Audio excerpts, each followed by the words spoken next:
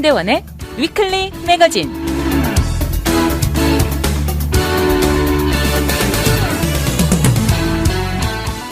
안녕하세요. 위클리 매거진의 문대원입니다. 본격적으로 여름이 자리 잡고 6월도 마지막에 접어들었습니다. 여기저기 폭염의 기온이 기록되고 이곳 캘리포니아주는 가뭄에 허덕거리고 있습니다. 팬데믹의 여파는 지속적으로 이어지면서 이제는 경제 문제가 전 세계를 괴롭히고 우려하게 만들고 있습니다. 큰 폭으로 상승한 이자율에 경기 침체의 뉴스는 매일같이 쏟아져 나오고 있는 현실입니다. 불과 3년 전에는 상상도 하지 못했던 엄청나게 뛰어오른 물가에 지금 어떻게 매일 살아가는지 모를 지경인데, 반면 여전히 유흥가나 인기 만점인 휴가 장소들에는 북적북적 예약 없이는 도저히 발도 디딜 틈이 없을 정도입니다. 뭔가 밸런스가 맞지 않는다는 생각만 잔뜩 들면서 앞으로 몇 년이 더 어둡고 우울하게 예상되고 마음만 무거워집니다.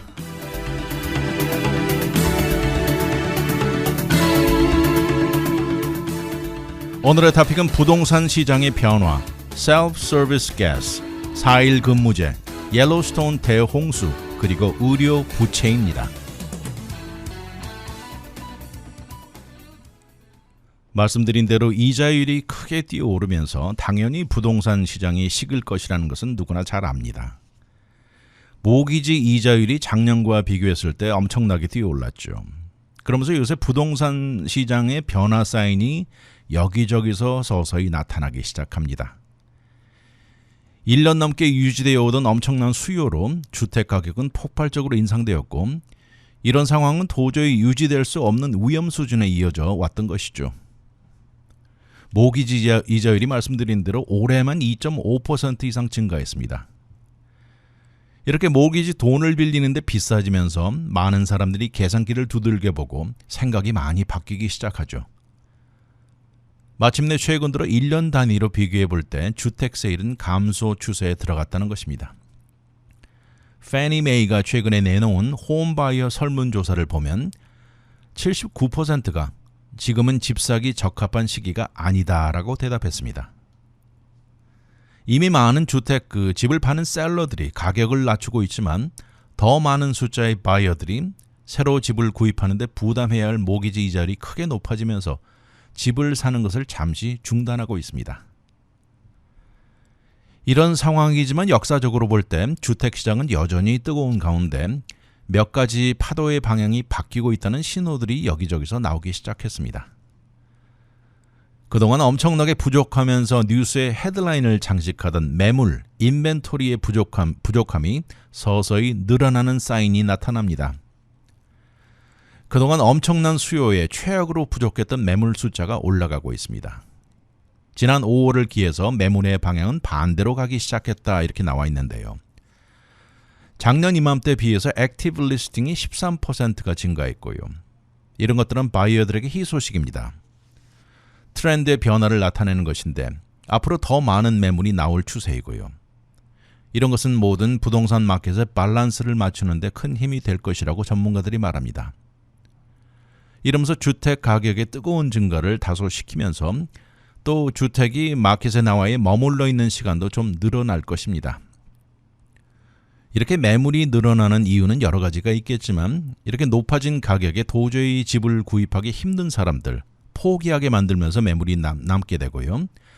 또 매물이 늘어나기도 하지만 더 큰 이유는 이제 집을 팔려는 사람들이 늘어나서 그렇습니다.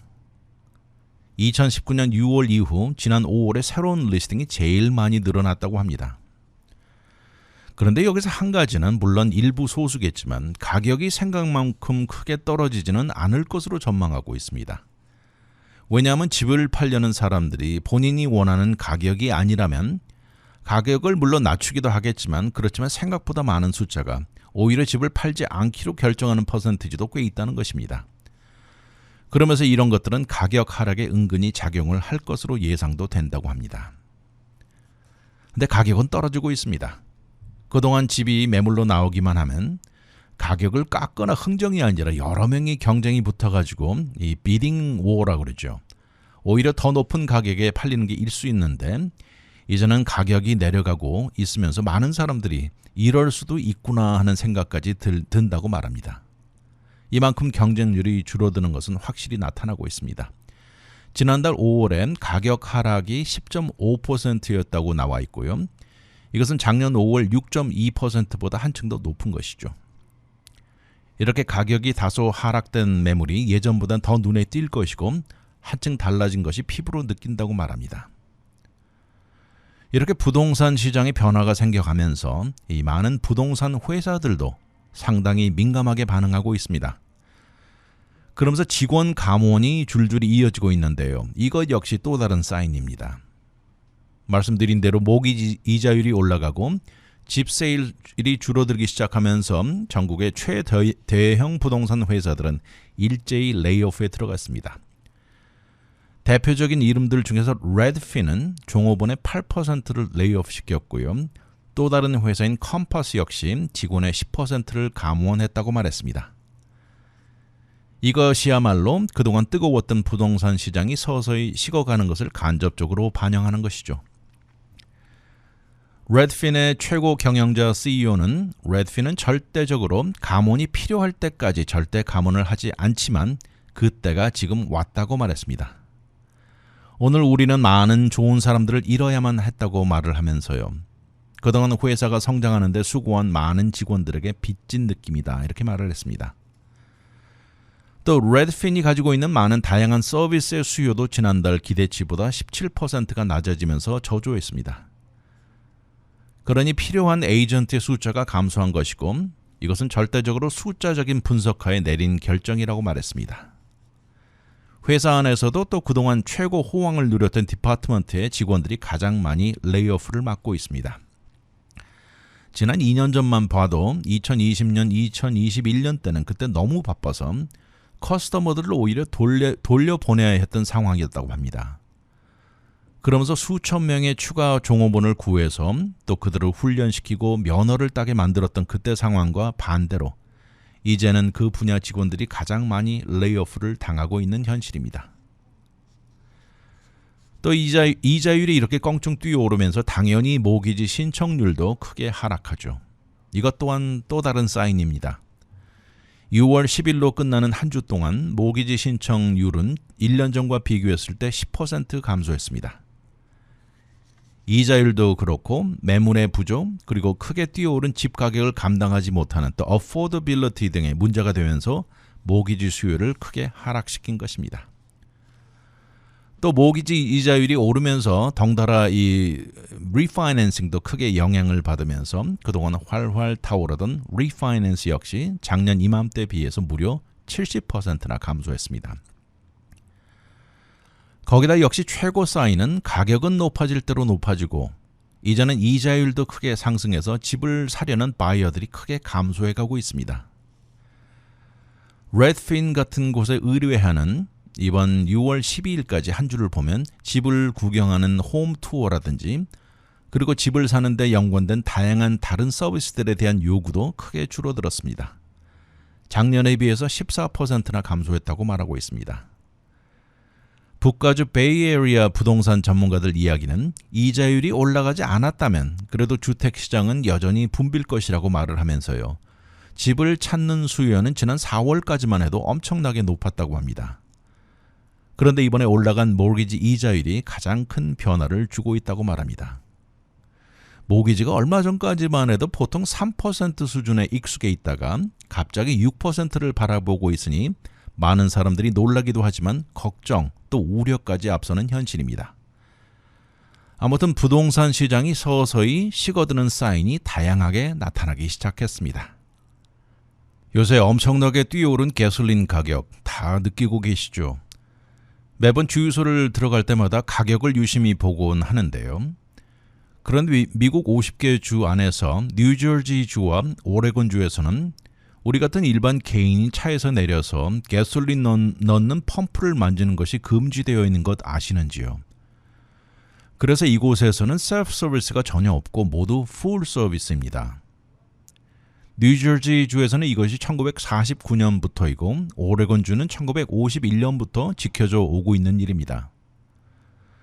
비록 최근 들어서 아주 외딴 지역 주유소에서는 조금 느슨하게 해주고는 있지만 그래도 이 주 전체는 여전히 셀프 서비스가 없습니다. 이것을 어길 경우에는 벌금이 $500까지 되어 있네요. 도대체 뉴저지와 오레곤주에서는 왜 이럴까요? 그리고 예전에 모든 주가 풀 서비스로 하던 것에서 대부분의 주들이 어떤 변화로 오늘날까지 이렇게 변했을까요? 이것이 생각보다 복잡한 역사를 가지고 있는데 어언 100년 전까지 거슬러 올라갑니다. 미국에서 첫 번째 주유소가 지어질 1900년 당시 미국 정부는 셀프 서비스를 시험해 보려고 노력했습니다. 그러나 실제로 본격적으로 이루어진 것은 1980년대부터 전국적으로 셀프 서비스 타입으로 변한 것입니다. 그런데 이렇게 셀프 서비스 주유소로 전환이 절대 순탄하게 이루어진 것은 아닙니다. 제일 먼저 셀프 서비스 주유소는 1915년에 등장은 일찍 했습니다. 그런데 이때 당시는 취지가 완전히 달랐는데요. 이것은 응급 상황이나 또 밤늦게 주유소가 문을 닫은 이후에 동전을 집어넣고 주유를 할 수 있게 디자인된 것이었습니다. 이런 변화를 두고 풀 서비스를 하는 주유소들은 강력하게 반대해 왔는데 이렇게 가격이 저렴한 셀프 서비스 주유소가 위험한 경쟁으로 인식되었기 때문입니다. 그러면서 제한을 주자고 강력하게 주장했죠. 사실 가솔린을 팔아서 남는 순이익의 마진이 상당히 적다고 하는데요. 그래서 많은 주유소들은 가솔린 외에도 오일과 배터리를 체크해주고 창문도 닦아주고 자동차 정비 등 다양한 엑스트라 서비스로 경쟁을 하고 있습니다. 예전에 모습을 보신 적이 있으실 텐데 미국의 오래된 주유소 직원은 나비 넥타이까지 메고 깨끗한 유니폼을 입고 커스터머들에게 가솔린 탱크를 채워줬습니다. 이러면서 20세기 초반에는 이것이 커스터머 유치의 최고 방법이었다고 하는데요. 풀타임, 이런 전통적인 풀타임 주유소들이 셀프 서비스를 반대하는 이유 중에는 안전도를 강조하면서 잘 모르는 일반인들이 탱크를 너무 많이 채우면 화재 위험을 일으킨다고 강조했고요. 이런 것들은 로컬 소방서의 지지를 받으면서 이들은 주정부 의원들에게 로비 활동을 하고 셀프 서비스에 제한을 가한 것입니다. 결국 이렇게 돼서 1968년에 미국 내 23개 주에서는 셀프 서비스를 금지시켰습니다. 그러다가 해외에서 물결치는 이런 셀프 서비스로 전환이 이루어졌습니다. 주유소 비즈니스의 모델이 변하기 시작했습니다. 그러면서 셀프 서비스가 미국 내에서 풀 서비스 주유소를 하나씩 대체해 나가기 시작한 것이죠. 이것은 스웨덴에서부터 시작됐습니다. 스웨덴에서 현대판 주유소로 변하기 시작했는데요. 그곳에서는 셀프 서비스에서 주유를 하는 사람들에게 한층 더 저렴한 가솔린 가격이 가능하게 해주었고, 그리고 이것은 전 유럽으로 번진 것입니다. 거기다 새로운 자동차를 사면 우리도 잘 알다시피 그 안에 워런티가 있지 않습니까? 워런티가 활성화되면서 자동차는 딜러에 가서 서비스를 받아야 한다는 것이 자리를 잡아가기 시작했습니다.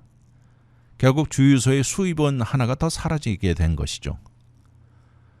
전통적인 풀 서비스 주유소는 자동차 정비에서 들어오는 수익을 잃게 되었고 비즈니스 모델을 바꾸어야만 하는 현실에 접하게 된 것입니다. 그래서 새로운 방법으로 이익을 얻는 방법을 생각해야 됐고 이것은 바로 셀프 서비스로 전환하는 것이었습니다. 이렇게 전환해서 경비를 줄이고 가솔린 판매를 오히려 볼륨을 늘리는 방향을 택했고 그 대신 음식이나 스낵, 담배, 커피 등 이렇게 마진이 높은 것을 파는 방향으로 바꾼 것입니다. 이렇게 늘어난 볼륨 판매와 다른 데서 얻는 이익으로 인해서 셀프 서비스 주유소가 더 인기를 끌기 시작했고 그러면서 그동안 오던 주유소는 오히려 셀프 서비스를 금지하는 주정부 법을 바꿀 것을 요구하기 시작했습니다. 그래가지고 1992년에 와서는 전국의 주유소 80%가 셀프 서비스가 되었고 이것은 불과 그전 20년 전 8%에서 10배로 뛰어오른 것입니다. 이러함에도 오레곤주와 뉴저지주에서는 여전히 셀프 서비스가 금지되어 있습니다. 오레곤주 법에는 금지를 지속하는 방법이 소비자들에게 더 이익이라고 주장합니다. 이들은 여전히 셀프 서비스를 허용하는 데는 화재 위험도를 증가시킨다는 주장이 여전히 있고요. 또 노인들이나 장애인들에게 불편함을 더하는 데다가 또 주유소 직원들의 직업을 빼앗아가는 것이라고 주장합니다. 오레곤주는 지난 1982년 셀프 서비스를 금지를 없애자는 법안이 통과되지 못했고요. 또 2014년에 최근에 와서 설문조사에서는 셀프 서비스 지지가 44%이고 금지는 여전히 46%로 그렇지만 그 차이는 많이 좁아졌습니다. 오레곤주에는 농담이 있을 정도라고 하는데요. 오레곤주에서 태어났다면 주정부 세금이 없고 셀프 서비스도 없다고 할 정도로 이런 농담이 있습니다. 이렇게 셀프 서비스를 멀리하는 오레곤 상황을 두고 많은 주변 사람들이 고개를 흔듭니다. 오레곤주에 안에 있는 주유소 주인들도 상당수가 그동안 해왔던 방식에서 탈피하는 것을 싫어합니다. 물론 1982년과 2014년 차이는 생겼지만 2018년에 와서는 앞에 말씀드린 대로 시골 지역이나 외딴 지역에서는 이런 것을 좀 수월하게 해주었습니다. 그러나 이번에 거치고 있는 팬데믹 가운데 스텝이 부족하고 또 소셜 디스턴싱 이후로 셀프 서비스가 잠시 이용되다가 이제는 또다시 중단으로 되돌아갔는데 그런데 이번에 중단과 금지는 예전 강도보다 더 심해졌다는 의견도 있습니다. 그런가 하면 뉴저지 주에서는 셀프 서비스의 금지와 낮은 가솔린 가격은 뉴저지의 전통이라고 주장하는 사람들이 많습니다. 그러면서 이것을 뒤집으려는 노력은 절대 이루어지지 않는다는 목소리가 아주 큽니다. 그러나 현재처럼 신기록으로 매번 갈아치우고 있는 높은 가솔린 가격은 이런 금지 폐지를 다시 생각하게 자극하고 있습니다. 지난 5월에 75개 주유소들이 셀프 서비스를 지지하는 움직임이 기록되었지만 그렇지만 뉴저지주는 현실적으로 사람이 직접 주유하는 셀프 가능성은 희박해 보인다고 합니다. 또 뉴저지 주 주민들 자체도 셀프 서비스에 별 관심이 없다고 하는데요. 73%는 여전히 풀 서비스를 선호합니다. 이런 것 보면 미국 내 각 주와 미국의 지역에 따라 사람들 생각과 문화가 많이 다르다는 것을 실감하면서요. 미국 50개 주에서 단 2개는 여전히 이것을 굳게 밀고 나가는 것도 신기할 따름입니다. 우리 모두 각자 차에서 내려 가솔린 집어넣었던 것이 몇십 년째이면서 이것으로 무슨 화재의 위험이 있는지 이해가 되지 않는 현실입니다. 이번 이야기는 일주일에 4일 근무제에 대한 얘기인데요. 이미 라디오 코리아는 올해 초부터 4일 근무제를 실시하고 있죠. 지난 2020년 1월 앨리스 씨라는 여성이 근무하는 회사인데요. 음식, 음료수 마케팅 에이전시인 럭스라는 회사는 일주일 4일 근무제를 테스팅을 시작했습니다. 그리고 이런 테스팅의 효율성을 관찰을 했고 그리고 이런 변화의 성공도 여부를 유심히 관찰했던 것입니다. 그렇게 테스팅을 거친 다음에 이 회사 럭스는 2년이 지난 2022년 1월 4일 근무제로 영구히 바꾸기로 결정했습니다. 그러면서 모든 종업원들의 계약 조건을 수정했습니다. 그런데 놀라운 것은 이 테스팅 기간 동안 회사의 이익은 30%나 증가했고요. 생산력도 24%가 증가했다고 나와 있습니다. 이들은 타임 트래킹 소프트웨어를 이용해서 생산력을 측정했고 실질적으로 종업원들이 더 적은 시간 동안 일했지만 회사는 더 높은 이익을 올린 것을 보았습니다. 앨리스도 일주일에 4일 일하는 것을 두고 몇 시간 일하느냐가 중요한 것이 아니고 생산에 집중해서 초점을 맞추는 것이 더 중요하다는 것을 느꼈다고 말합니다. 사실 이런 것을 두고 불과 몇 년 전만 해도 4일 근무제는 널리 받아들여지지 않는 상당히 튀는 컨셉트였죠.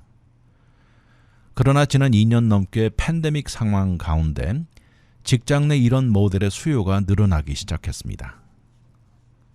거기다 상당히 혁신적인 변화라고 지적하면서 100년 전, 지난 1922년 그때 당시 포드 자동차 회사는 그때 일주일 6일 근무제에서 5일 근무제로 줄이는 것을 실험하고 있을 당시였습니다. 그리고 4년이 지난 1926년 일주일에 5일 일하는 것이 영구히 자리 잡고 지금까지 이어온 것이죠. 비록 일주일에 4일 일하는 컨셉트가 현재 초기 단계이지만 이것의 성공도는 이미 아이슬란드에서 나와 있습니다. 아이슬란드 국가에서는 2015년에서 2019년 사이 이루어진 실험 결과 엄청난 성공이었다고 나와 있습니다. 그리고 2021년 들어서 그 나라의 공공종업원들의 이 4일 근무제는 영구히 변하게 되었습니다. 현재 아이슬란드의 노동자들 중 86%는 4일만 일합니다. 이때 당시 아이슬란드의 테스팅에서는 두 개의 대규모 테스팅을 거쳤는데요. 그 결과는 일하는 날 하루 줄이면서 임금은 줄어들지 않았다는 것입니다. 이런 성공적인 결과를 얻고 아이슬란드는 많은 사람들이 이제는 줄어든 일하는 날에 모든 준비가 되었고 점점 익숙하게 살아가고 있습니다. 그리고 아이슬란드 연구에서는 사람들의 웰빙, 퍼포먼스, 또 일과 집, 이 개인 생활 등 이 work-life balance를 측정하면서 이 모든 것이 좋아지면서 여유 있는 시간으로 집안일도 더 할 수 있고 밀린 일도 하러 다니는 시간이 늘어났고 또 집에서 그냥 스트레스를 줄이는 데 큰 도움을 주었다고 나와 있습니다. 그런가 하면 대형 회사들도 자체 내 4일 근무제 테스팅을 가졌습니다. 뉴질랜드의 소비자 물품 대명사인 유니레버 그리고 마이크로소프트 재팬에서도 모두 결과는 좋게 나왔습니다. 런던에 베이스를 둔 게임 회사인 빅 포테이토 게임즈의 창업자는 4일 근무제를 시행에 옮겨본 것인데 2019년에 테스팅을 해보고 세일이 350%, 3배 이상 증가했다는 것입니다. 이런 변화를 얻고 나서 종업원들에게 쉬는 날이 하루 더 늘어나게 것은 큰 인기였다고 합니다. 종업원들 사이사이에 있는 매니저들도 입을 모아서 종업원들에게 큰 변화를 가져왔다고 말하면서 늘어난 하루로 휴식을 취하기도 하고 볼일 보러 다니기 너무 좋다는 것입니다. 그리고 모든 회사들 이런 변화에 종업원들 임금을 깎지 않았습니다. 또 이러다 보니까 매일마다 출퇴근하는 사람들의 숫자도 다소 줄어들 수 있죠. 이런 감소는 우리 환경에 가져오는 차이도 크다는 것입니다. 지난 2021년 나온 리포트에 의하면 4일 근무제로 변화시킨 것이 이산화탄소 방출량도 크게 줄였다고 합니다. 이제는 절대적으로 변해야 하는 모델로 여겨지는 가운데 점점 더 많은 회사들이 4일 근무제를 고려 중입니다. 그러면서 한 CEO는 종업원들에게 일하는 시간만큼 쉬는 시간을 주어야 된다고 말하는 사람도 있습니다. 그런데 종업원들 중 일부는 2주 동안 휴가를 떠나는 것 자체도 미루거나 그 정도 필요 없다고 생각하는 스타일도 있습니다. 그런데 그런 종업원들은 생각 자체부터 변화시켜야 한다고 주장합니다. 그래서 직장 내 분위기를 변화시키고 마치 100년 전 일주일 6일 일하던 것에서 5일로 줄인 것처럼 우리 마음이 변해야 한다고 말합니다.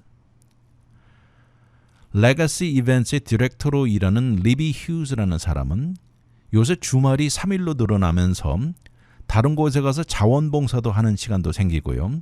또 친구나 가족들을 더 방문할 수 있어서 너무 좋다고 말합니다. 또 추가로 늘어난 휴일로 인해서 아무 생각 없이 친구를 만나기도 하고 정신적으로 휴식을 취할 수 있어 이렇게 다 지나고 나면 일하는 날 화요일이 올 때쯤 되면 정신이 신선해지고 일할 준비가 된다는 것입니다. 이것 역시 모든 종업원 임금에는 변화가 없었습니다.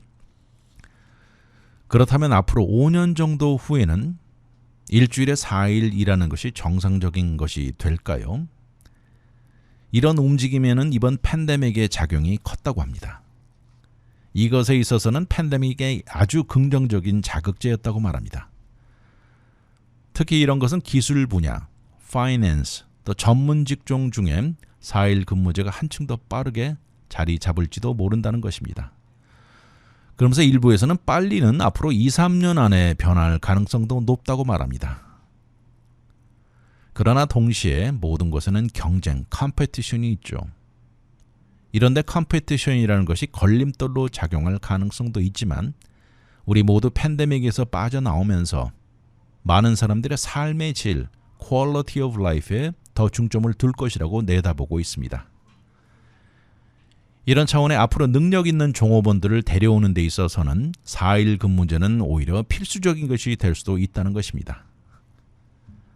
과연 더 많은 회사나 비즈니스들이 4일 근무제로 변하면서 모든 곳의 생산성과 순이익이 현저하게 오르는 것이 더 나타나면 이런 변화에 더 박차가 가해질 것입니다. 지난번 옐로스톤 국립공원에 큰 홍수가 난 거 다 들으셨을 텐데요. 지금 현재 문이 닫혀 있습니다.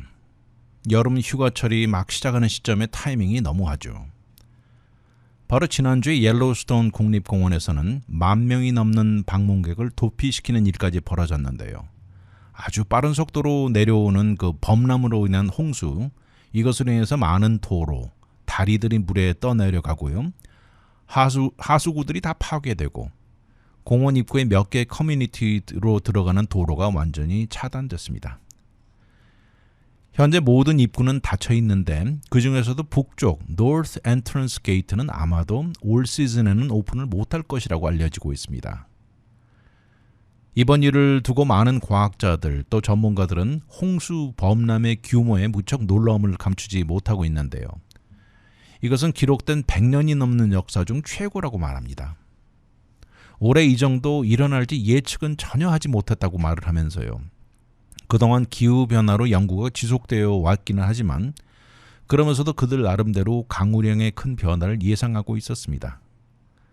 이런 것들이 언제 다가오고 어떤 식으로 올지는 알고 있으면서 그들이 내놓은 것은 봄에 비가 더 많이 내리고 겨울에 눈이 덜 내릴 것을 예상하면서 그리고 1년 강우량은 약간 증가할 것으로 내다보고 있었습니다. 사실 오늘날 옐로스톤의 지형은 지난 수백만 수천만 년 동안 이어지는 기후변화와 최악의 홍수들로 이런 모습이 이루어진 것인데요. 이런 차원의 올해 이 자연적인 옐로스톤 국립공원의 역사의 일부라고도 말합니다. 그런데 작년에는 정반대로 강우량이 최저로 기록된 한 해 중 하나였는데요. 그런데 올해 들어서 제스트림이 유난히 그 습도를 더 많이 동반하면서 이미 눈으로 쌓여있는 산 정상에 비가 내리게 된 것이라고 합니다. 이렇게 올라간 기온은 눈이 녹아내리는 것에 박차를 가했고 그러면서 앞으로 눈 위에 비가 더 추가로 내리는 현상이 자주 반복될 가능성을 점치고 있습니다. 옐로스톤 국립공원의 슈퍼인텐던트인 캠 숄리 이렇게 동반되는 홍수는 지난 수천 년 동안 반복되는 현상이라고 말하면서요. 1990년대 기록이 그때 당시는 1초에 31,000 스퀘어 피트 기록이었는데 이번에 범람의 그 물량은 1초에 51,000까지 기록되었다고 합니다. 그러면서 지난주에 있었던 것은 절대 기대하지 못했던 것이라고 말을 하고요. 최근에 몬타나주와 와이오밍주의 강우량이 평균의 4배 이상이었다고 합니다.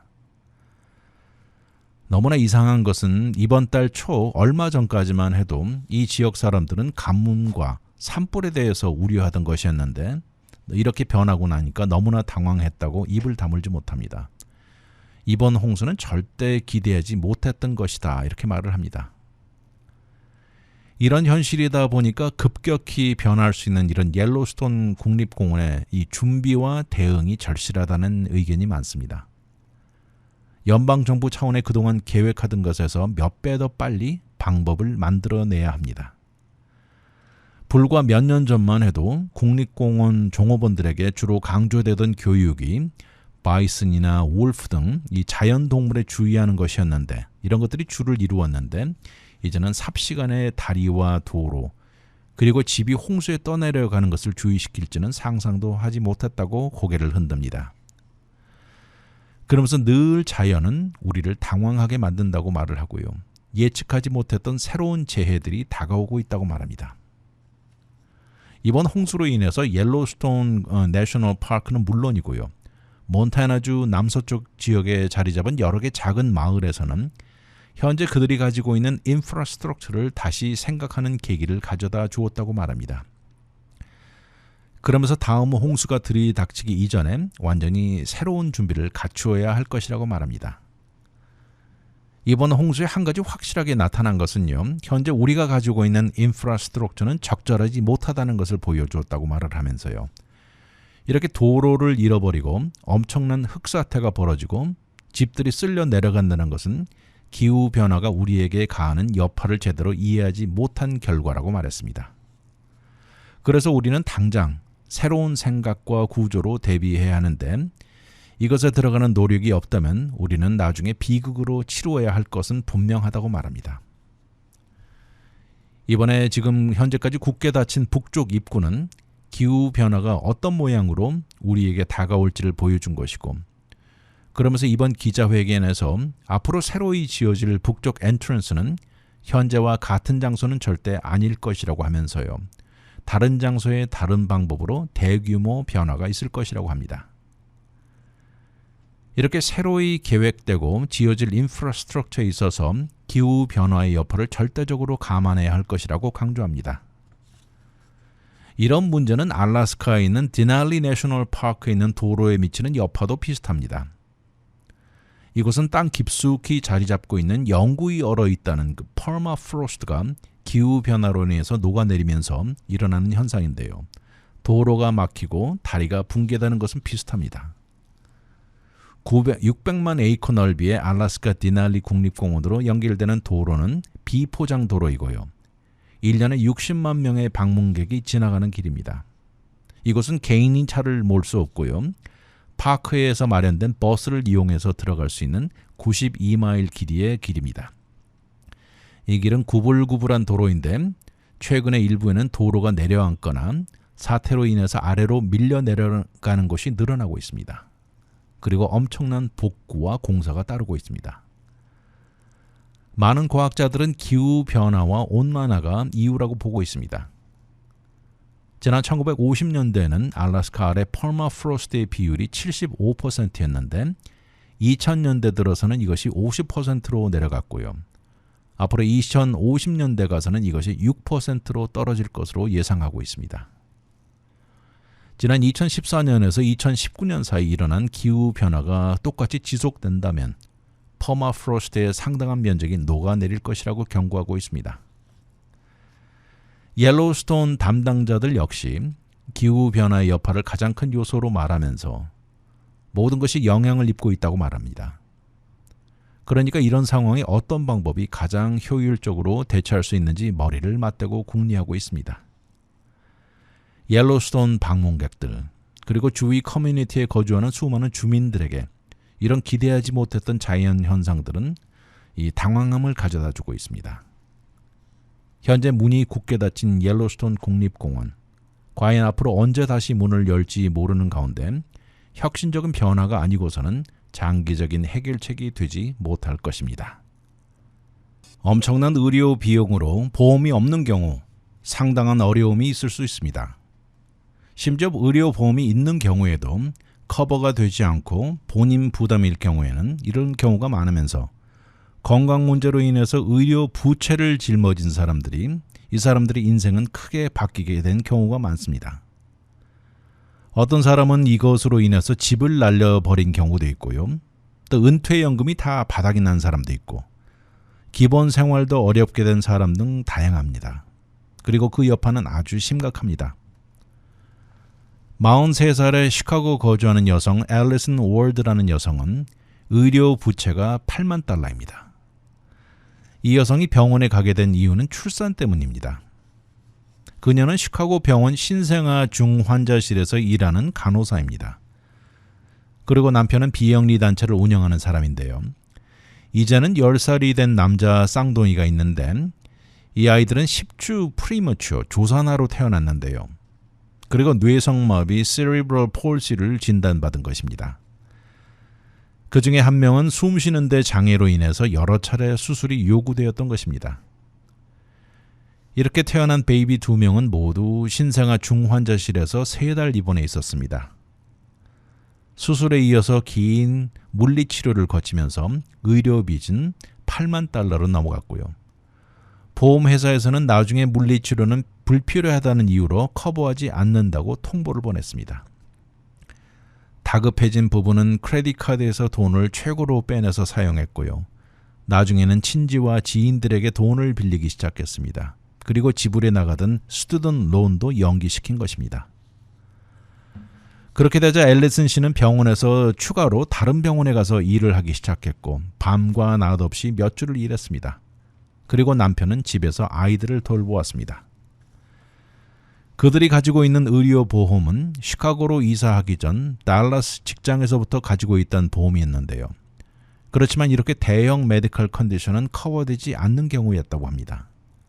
어린이 출산에 생긴 문제를 커버하려면 보험료가 아주 높다는 것이죠. 이들은 결국 시카고를 떠나 생활비가 더 저렴한 외곽으로 이사했고요.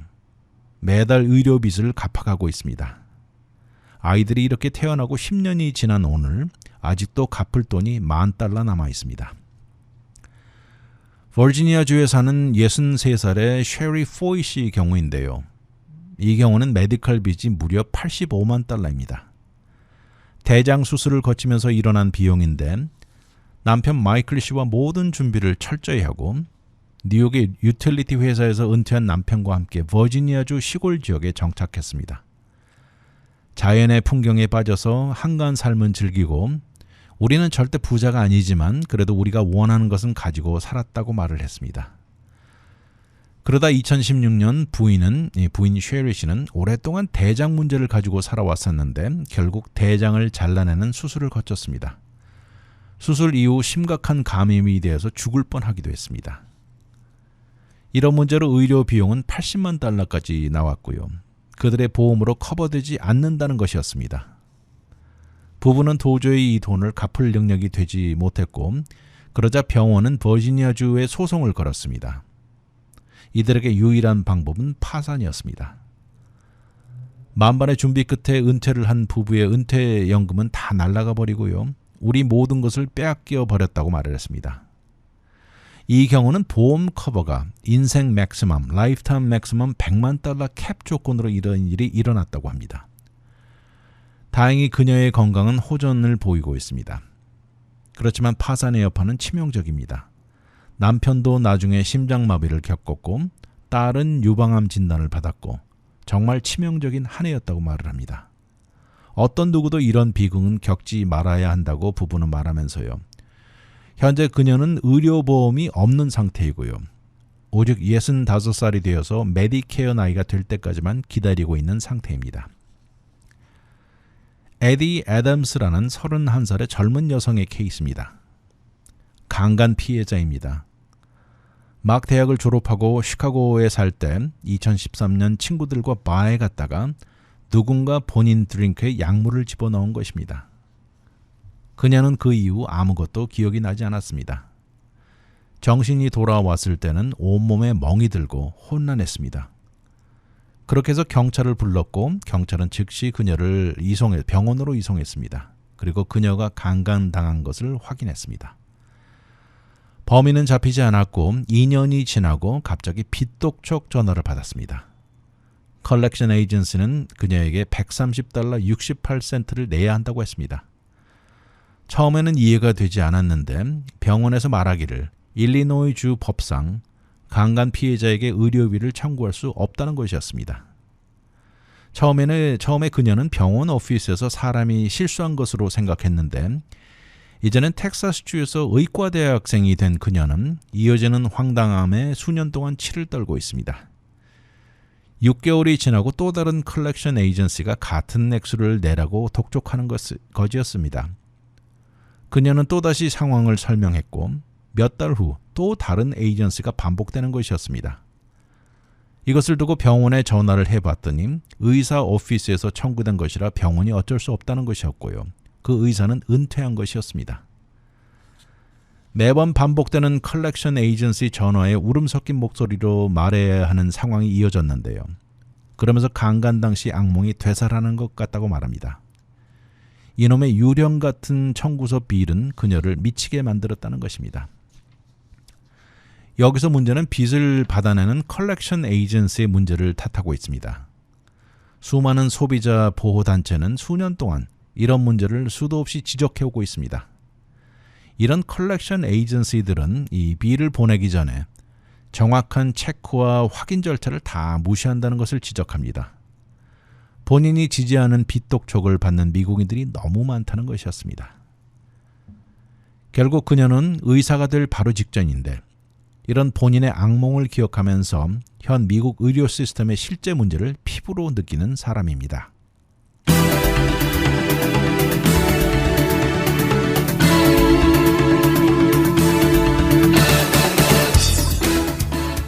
미국의 높은 의료 비용은 전 세계에서도 최고입니다. 가능하면 병원에 들어가지 말아야 하겠지만 살다 보면 부득이 병원은 가게 되어 있습니다. 그러나 불행히도 세계 최첨단의 나라인 미국에서 의료비로 짊어진 빚으로 모든 것이 망가지는 사례가 한두 개가 아닙니다. 집을 잃기도 하고 은퇴연금이 다 날라가 한순간 노후 대책이 시급해진 사람도 있고, 강간을 당한 젊은 여성이 수년 동안 베개불을 내라는 컬렉션 에이전시에 전화는 그 무엇보다 더 아픈 악몽입니다. 알고 보았더니 보험이 커버하는 것이 아니라는 것에 황당한 사람들은 적게는 몇 달러에서 많게는 수십만 달러 부채를 짊어지게 되면서 파산의 결과까지 나오는 불행이 이어집니다. 가능하다면 건강 잘 유지하시고 병원을 멀리 할 수 있는 것이 최상이라는 생각만 듭니다. 위클리 매거진은 인터넷을 통해 다시 들을 수 있습니다. radiokorea.com에 들어와 다시 듣기를 누르시고 편안한 시간에 들으십시오. 또한 위클리 매거진을 유튜브에 들어와 RKTV 1540을 통해서도 들을 수 있습니다. 이 프로그램은 KBS, MBC, SBS, NGC, 라디오 코리아 등 14개 한국방송 채널이 운영되는 디렉 구성 TV 제공입니다. 지금까지 위클리 매거진 진행의 문대원이었습니다. 감사합니다.